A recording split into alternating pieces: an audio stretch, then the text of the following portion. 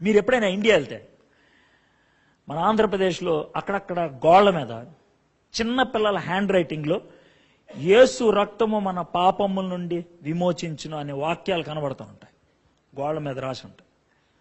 ఆంధ్రప్రదేశ్ అంతా, ఇండియా అంతా తిరిగి రాసిన వ్యక్తి ఒక ఆయన పేరు ముంగండ శాంతారావు. ముంగండ శాంతారావు గారిది కృష్ణా జిల్లాలో అవనిగడ్డ. ఆయనకి భార్య లేదు, పిల్లలు లేరు, ఒంటిగా ఉండేవాడు, పెద్ద ఎక్కువ చదువుకోలేదు, ఆయన చాలా పేదోడు.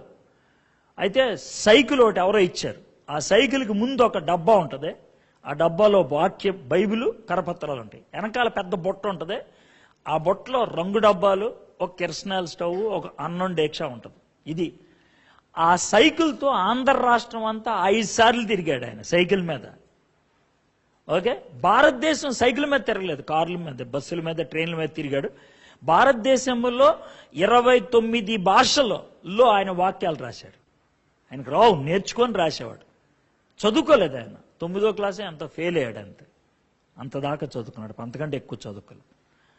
అయితే ఇంత తిరిగాడు, కానీ విపరీతమైనటువంటి విశ్వాసం కలిగినటువంటి వ్యక్తి. ఆయన విశ్వాసం ఆయన్ని ఎలాంటి స్థాయికి తెచ్చింది. జనవరి 15వ తారీఖున చనిపోయాడు, మొన్న జనవరి 15వ తారీఖు రాత్రి. అయితే ఆయన చనిపోయిన తర్వాత ఆయన గురించి ఎక్కువ తెలుసుకున్నాను. ముందు తెలుసుకుంటే అంత బాగుండేదో అనిపించింది నాకు. మేబీ దేవుడు అందుకే తెలుసుకునేవాళ్ళదేమో. నేను ఒకసారి ఆయనతో 2 నిమిషాలు మాట్లాడాను అంతే. అయితే ఆయన చనిపోయిన తర్వాత ఆయన ఇంటర్వ్యూ మన వాళ్ళు ఎవరో చేసింది, నేను వీడియో చూశాను, నాకు కళ్ళెం నీళ్ళు వచ్చినాయి. ఒక సన్నివేశం చెప్తున్నాడు. ఆయన హర్యానా వెళ్ళాడంట, హర్యానా వాక్యం చెప్తున్నా రాద్దామని వెళ్తామంటే ఈ ఊరు నుంచి తర్వాత ఊరికి నడుచుకుంటే వెళ్ళాలి, దగ్గర ఊరిని నడుచుకుంటూ వెళ్ళిపోతాడు ఆయన. అలా ఏ భాషలో చెప్పాడో అర్థమైందో లేదో, మనం నడుచుకుంటూ వెళ్ళిపోయాడు. రాత్రి 11 అయినా అడవిలోనే ఉన్నాడు, బయటికి అట్లా. అంటే వీళ్ళు చెప్పిన డిస్టెన్స్ ఒకటి, ఈయన అనుకున్నది ఒకటి, నడుచుకుంటూ వెళ్ళిపోయాడు. మధ్యరాత్రికి అడవి మధ్యలో ఇరుక్కుపోయాడు, వెనక్కి వెళ్ళాడు, ముందుకు వెళ్ళాడు. 3 రోజులు అయింది అప్పటికి అన్నం తిని, కాబట్టి శక్తి లేదు. పైగా ఆ అడవిలో భయంకరమైన క్రూర మృగాలు ఉంటాయి. క్రూర మృగాలు అంటే ఏనుగులు, సింహాలు అలాంటివి. ఇక మనోడు అక్కడ దోపక్కన నుంచొని రాత్రి 11ంటికి, ప్రభా నేను ఇంకా నడవలేను, నా వల్ల కాదు, నువ్వే నన్ను కాపాడాలి అని ఒక కర్ర తీసుకొని, ఇంత కర్ర, ఒక గుండ్రం గీశాడంట. అలాగే గీసి, ప్రభా దానియాల సింహాల బోన్లో కాపాడావు కదా, ఇది గీశాను, ఏ జంతు గీత రాకుండా నువ్వు చూసుకొని నేను పడుకుంటా అని పడుకున్నాడంట. పొద్దున్న సూర్యుడు కళ్ళల్లో పడతామంటే 8 గంటల మెళుకు వచ్చిందంట.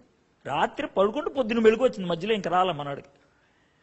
లేచి అలా చూస్తే గీత అవతల ఏనుగు కాళ్ళు, పులి కాళ్ళు, ఎలుగుబంటి కాళ్ళు ఉన్నాయి, అచ్చులు వచ్చిపోయాయి.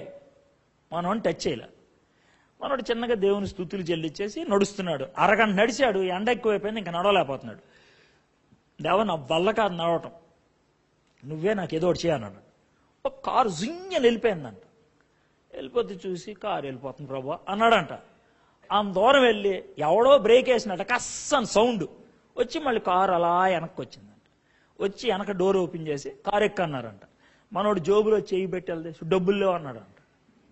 ఎక్కువసా అన్నారంట. అంటే మనోడు ఎక్కువ కూర్చున్నాడంట. లోన 3 ఉన్నారు, మనోడు వెనకాల కూర్చున్నాడు. ఏం చేస్తున్నారు ఇక్కడ అడవిలో అంటే, వాక్యాలు రాయడానికి వచ్చానంట.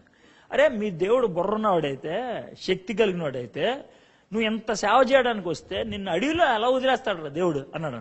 వదలలేదు సార్, రాత్రి నాతోనే ఉన్నాడు సార్ అన్నాడు. నీతో ఉన్నాడు, నీకు చెప్పాడు రా అంటే, చెప్పండి ఇలా గుండ్రం గీసి పడుకున్నాను సార్. ఏంటి అడవిలో పడుకున్నావు రాత్రి? అవును సార్ రాత్రి అడవిలో పడుకున్నాను, 11 పడుకున్నా, పొద్దున్న 8 లేసాను సార్, ఏనుగు వచ్చి వెళ్ళి అన్నాడంట. ఇక మన వాళ్ళు సైలెంట్ అయిపోయారు 10 నిమిషాలు. వీడితే ఎందుకు రానేసి 10 నిమిషాల తర్వాత మళ్ళీ అన్నారంట, అయినా మీ దేవుడు ఇంత కష్టపడుతుంటే ఏమన్నా పంపించవచ్చు కదా నేను తీసుకెళ్తానికి. పంపించాడు కదా సార్ కారు అన్నాడంట.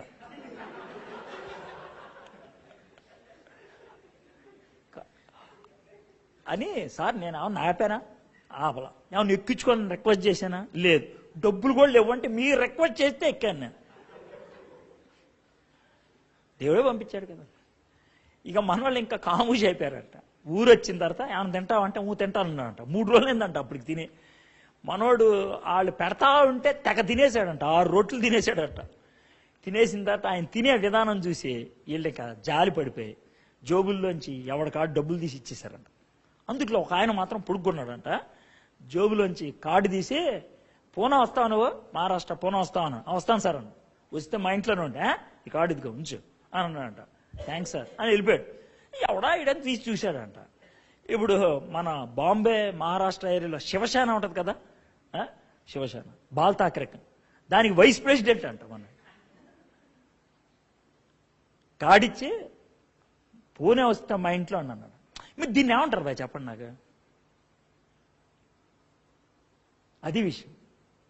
ఇప్పుడు దీనికి చదువు కాదు కావాల్సింది, డబ్బు కాదు, లేకపోతే లేనిపోయిన ఎదో తెలివితేటలు కాదు కావాల్సింది. దేవుడి మీద పూర్తిగా ఆనుకుని పోతాం, దేవుడి మీద అలా పడిపోవటం. అలాంటి విశ్వాసం చూపించినప్పుడు జీవితంలో ఇలాంటి స్థాయిలు మనకుంటాయి. నువ్వు విశ్వాస ప్రయాణంలో ఉన్నట్లయితే ఖచ్చితంగా పోరాటాలను చూస్తావు, పవిత్రత నీ జీవితంలో బయటపడటం చూస్తావు, పటిష్టమైనటువంటి జీవితంలోకి రావటం అనేది జరుగుతుంది. ఒకవేళ రావట్లేదంటే మీ జీవితాన్ని సెట్ చేసుకోవాలి. మిమ్మల్ని మీరు మోసం చేసుకోవద్దు. ఎవరి దగ్గరికి వెళ్ళి నేను విశ్వాసం చెప్పొద్దు. మీరు చెప్పొద్దు. చెప్పితే ఇవి ఉండాలి. డాక్టర్ అని చెప్పి నాకు ఇంజక్షన్ ఇవ్వడం భయం అంటే ఏమంటాడు ఎవడైనా సరే? నువ్వు విశ్వాసం చెప్పుకొని నా జీవితంలో పోరాటాలు లేవు, నా జీవితంలో పట్టుదల లేదు, నా జీవితంలో పటిష్టత లేదు, నా జీవితంలో పవిత్రత లేదని అంటే సంథింగ్ ఈజ్ రాంగ్.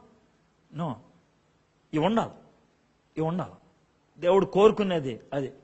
దేవుడు మన ఇంక చూసి నా బంగారం అని అనిపించుకోవాలని ఇష్టపడుతున్నాడు అంటానికి. అలాంటి జీవితం మనకుందా?